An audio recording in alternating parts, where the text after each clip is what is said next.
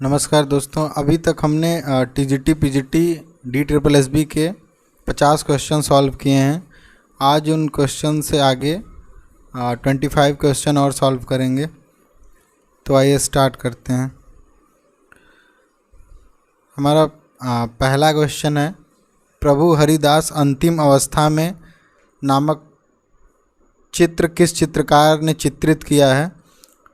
तो ये जो बनाया है चित्र, ये क्षितेंद्रनाथ मजूमदार जी ने बनाया है। इनका जो जन्म हुआ था 1891 को हुआ था और मुर्शिदाबाद में। और क्षितेंद्रनाथ मजूमदार जो थे वैष्णव संप्रदाय के थे। वैष्णव संप्रदाय के को मानने के कारण इन्होंने चैतन्य महाप्रभु की एक श्रृंखला बनाई थी। तो वो आप याद रख लेंगे। तो प्रभु हरिदास अंतिम अवस्था में जो चित्र बनाया वो क्षितेंद्रनाथ मजूमदार जी ने। नेक्स्ट है, निम्नलिखित में से उस कलाकार की पहचान कीजिए जिसने घनवादी शैली को अपनी कला का माध्यम बनाया। तो यहाँ पे सारे कलाकार भारतीय हैं। तो भारत में घनवाद की जो शुरुआत है वो गगनेंद्र नाथ टैगोर से मानी जाती है। ठीक है, तो गगनेंद्र नाथ टैगोर भारत में इन्होंने घनवाद स्टार्ट किया था और इनको स्टेला कैम्ब्रिज ने भारत का पहला घनवादी कलाकार बोला था। तो वो भी याद रख लेंगे। तो भारत में घनवाद की स्टार्टिंग गगनेंद्र नाथ टैगोर और इनको घनवादी कलाकार बोला था स्टेला कैम्ब्रिज ने। नेक्स्ट है हमारा, द ट्री लवर नामक प्रसिद्ध कृति किसकी है। तो ट्री लवर जो है वो विनोद बिहारी मुखर्जी जी की है। ट्री लवर के अलावा इनकी और भी बहुत सारी प्रसिद्ध चित्र हैं इनके। इनका जन्म जो हुआ था 1904 कोलकाता में हुआ था। कोलकाता में जन्म। इसके बाद इनके जो और भी प्रसिद्ध चित्र हैं वो हैं बाग में चलते फिरते, ये भी याद रख लेंगे।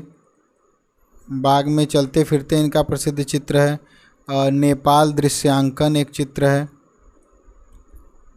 नेपाल दृश्यांकन से संबंधित ये भी याद रख लेंगे कि विनोद बिहारी मुखर्जी जी 1949 से लेकर 50 तक जो नेपाल संग्रहालय है उसके अध्यक्ष थे। तो नेपाल म्यूज़ियम के ये अध्यक्ष भी रह चुके हैं। तो द ट्री लवर जो चित्र है वो है विनोद बिहारी मुखर्जी जी का। नेक्स्ट है, निम्न में से कौन भूदृश्य चित्रण कलाकार के रूप में प्रसिद्ध है। तो यहाँ पे टर्नर है, निकोलस पुशिन है। तो यहाँ पे जो लैंडस्केप आर्टिस्ट हैं वो टर्नर हैं। टर्नर और कांस्टेबल ये दो लोग लैंडस्केप चित्रण के लिए जाने जाते हैं। तो यहाँ पे तो टर्नर है ऑप्शन में, तो टर्नर सही करेंगे। नेक्स्ट है हमारे, प्रभाववाद से प्रभावित भारतीय कलाकार कौन है। तो प्रभाववाद से भारतीय कलाकार जो प्रभावित हैं वो है रामकिंकर जी।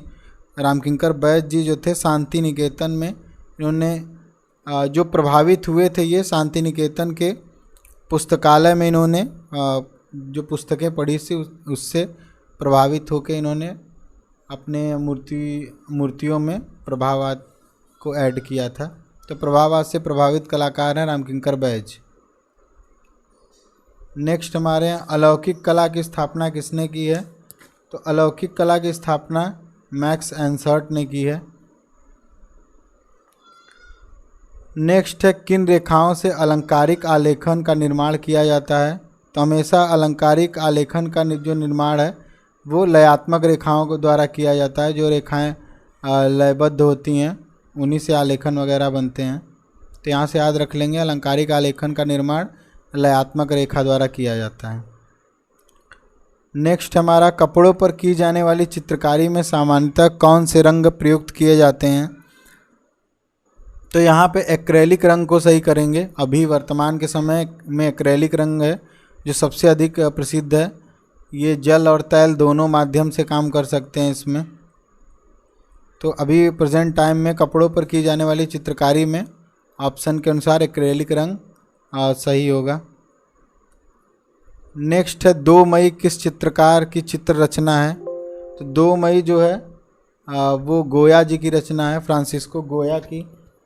गोया जो है वो स्वच्छंदतावाद के कलाकार थे, याद रख लेंगे यहाँ से।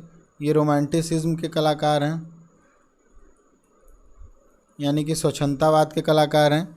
इनके बहुत सारे वर्क प्रसिद्ध हैं। 2 मई है एक, इसके बाद है डिजास्टर ऑफ वार है,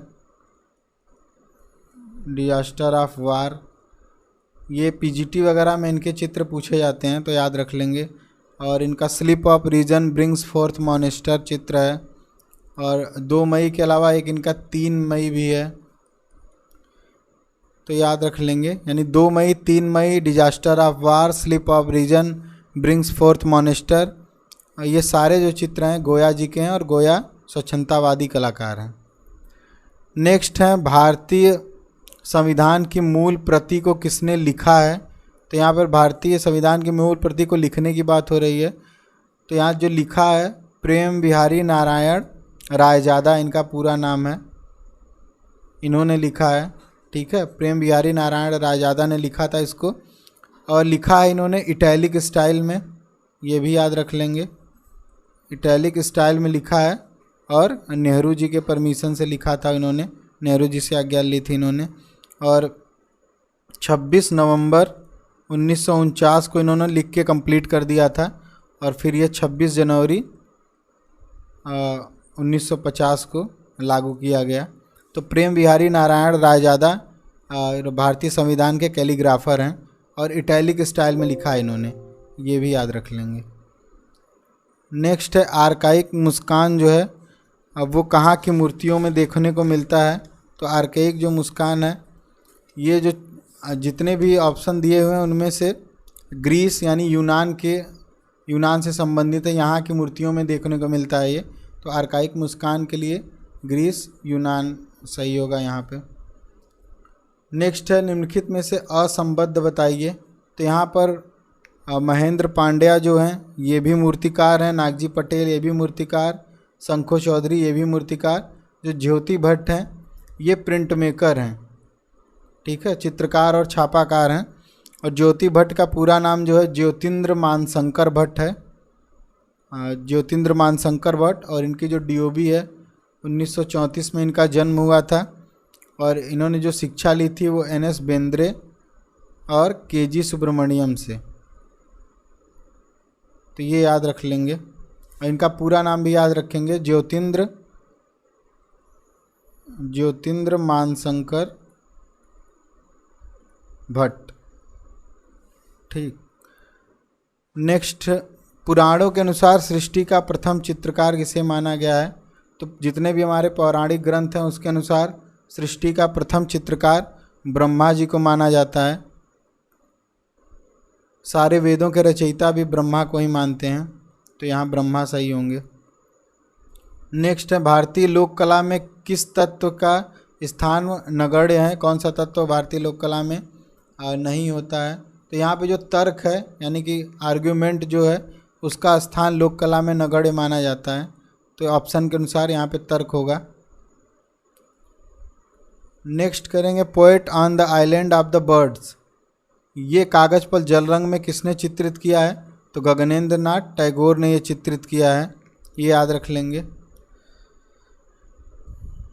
नेक्स्ट है हमारा भारतीय स्थापत्य कला में छत प्रकार के लिए क्या प्रयुक्त होता है।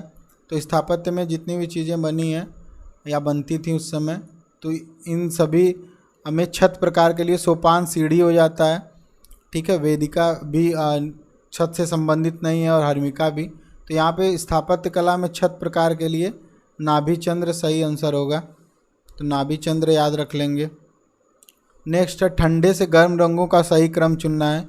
तो सबसे जो ठंडा रंग माना जाता है वो नीला, तो यहाँ पे सबसे पहले है। तो ये ठंडे से गर्म की तरह सबसे ठंडा रंग है नीला, उसके बाद हरा, फिर सिंदूरी और लाल। तो पहला ही ऑप्शन यहाँ पर सही हो जाएगा। नेक्स्ट है 3 दिव्य पुरुष फूल तोड़ते हुए कहाँ पर दर्शाया गया है। तो ये दर्शाया गया सित्तनवासल की गुफा में।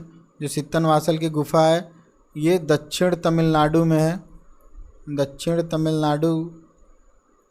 तमिलनाडु में तंजौर स्थान पे है, तो ये याद रख लेंगे तंजौर में। और वहाँ पे जो नदी है वो है कृष्णा नदी है।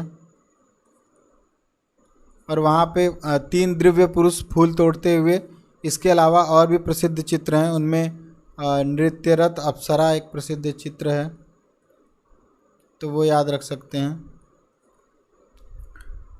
नेक्स्ट है हमारा दूज का चांद देखते प्रेमी युगल। तो दूज का चांद देखते प्रेमी युगल जो चित्र है ये बूंदी शैली का है, और बूंदी शैली में मोहन ने इसको चित्रित किया है, तो ये याद रख लेंगे। ये बूंदी जो है राजस्थानी से संबंधित है। नेक्स्ट हमारा है Indian culture at a glance नामक पुस्तक के लेखक कौन है। तो Indian culture at a glance नामक पुस्तक के जो लेखक हैं वो असित कुमार हल्दर जी हैं। ये लखनऊ आर्ट कॉलेज से संबंधित हैं, तो ये भी याद रख लेंगे। नेक्स्ट है वंडर ऑफ एज किसको कहा जाता है। वंडर ऑफ एज यहाँ पे विंची को कहा जाता है, लियोनार्डो दा विंची को। इनकी सबसे प्रसिद्ध कृति सबको पता ही है मोनालिसा है। मोनालिसा के अलावा भी इनके बहुत सारे चित्र हैं, द लास्ट सपर है। ठीक, तो वंडर ऑफ एज विंची को कहा जाता है। ये हाई रेनेसा के कलाकार हैं। नेक्स्ट हमारा है राजस्थानी शैली की रागमाला चित्रावली किस संग्रहालय में सुरक्षित है। तो रागमाला जो चित्रावली है वो राष्ट्रीय संग्रहालय नई दिल्ली में संग्रहित है। ये रागमाला मेवाड़ में चित्रित हुई थी और साहबदीन ने चित्रित की है इसको 1628 में। ये काफ़ी प्रसिद्ध है, तो ये याद रख लेंगे। रागमाला जो चित्रावली है वो राष्ट्रीय संग्रहालय नई दिल्ली में संग्रहित है। नेक्स्ट है the tunnel of time. The tunnel of time जो है ये किसकी रचना है। तो ये आर के लक्ष्मण जो हैं प्रसिद्ध कार्टूनिस्ट जो हैं उनकी आत्मकथा है। आर के लक्ष्मण जो है, आर के लक्ष्मण का पूरा नाम भी याद रख लेंगे।